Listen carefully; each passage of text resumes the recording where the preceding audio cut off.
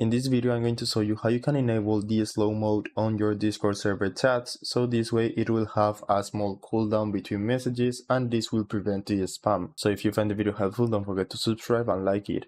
So just go to the text channel where you want to apply this change, right click it and click edit channel. Now right here you will find the option to enable the slow mode. As you can see, this way members will be restricted to sending one message and creating only one thread per this interval, unless they have the bypass slow mode permissions, which means that if you are an admin or if your role has the bypass slow mode, you can send as many messages as you want.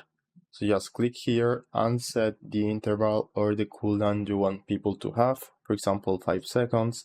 Save the changes and close, and now whenever people chat right here and send a message, they will see a 5 seconds cooldown. In this case, I don't see it because I'm the server owner and I have permissions. So that's it. I hope it was helpful and thanks for watching.